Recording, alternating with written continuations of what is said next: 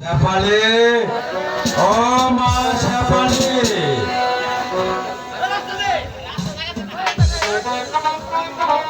শেফালি, ও শেফালি, বাবা, ও মা শেফালি। বাবা, তুমি আমাকে ডেকেছো বাবা? তুই এখানে আর আমি তোকে সারা বন জঙ্গল তন্ন করে খুঁজে বেড়াইছি। কেন বাবা? বাবা, তুমি কেন আমাকে খুঁজছো বাবা? আমি সখীদেরকে নিয়ে এই বনে তো ঘুরে বেড়াচ্ছিলাম। এমন সময় এক 200 ডাকাতের দল আমাকে হামলা করেছিল। কি বলছিস রে মা? হ্যাঁ বাবা, আমি ঠিকই বলছি। কতবার তোকে বারণ করেছি একা একা এই বনে ঘুরবি না, বাবা, কিন্তু আমার কথা শুনলি তো? হে খুদা, তোমার কাছে লাখো লাখো শুকরিয়া। আমার এই মা মরা মেয়েটাকে তুমি রক্ষা করেছো খুদা, তুমি রক্ষা করেছো।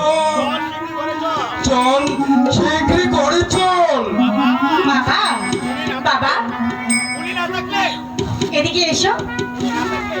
এই যে উনি না থাকলে আজ হয়তো তোমার মেয়েকে তুমি জীবিত কিছুতেই ফিরে পেতে না বাবা। হ্যাঁ বাবা, উনি কে মা? উনি হচ্ছেন শান্তিনগরের শাহজাদা সেলিম। শাহজাদা সেলিম? হ্যাঁ বাবা। সালাম হুজুর, সালাম। আপনাকে কি বলে যে ধন্যবাদ দিব আর ভাষা আমার জানা নেই। আমার মা মরা মেয়েটাকে আপনি ওই দস্যুর হাত থেকে রক্ষা করেছেন। এই শেফালি ছাড়া আমার জীবনে আর কিছু নেই হুজুর, আর কিছু নেই। এই না মানে আমি তো আমার শুধু আমার কর্তব্য পালন করেছি। আপনি এখন কোথায় যাবেন শাহজাদা? না মানে শিকার করতে করতে কহিন বড়ে পথ হারিয়ে ফেলেছি, সঙ্গে সাথে খুঁজে পাচ্ছি না। এখন কোথায় যাব কিছুই ভেবে পাচ্ছি না।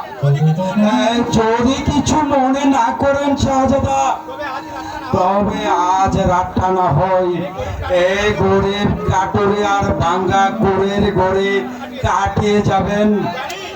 জানি আপনার থাকতে অসুবিধা হবে, তো বলছিলাম হুজুর তুই করে দাঁড়িয়ে আছিস কেন? তাহলে আমি কি করবো বাবা?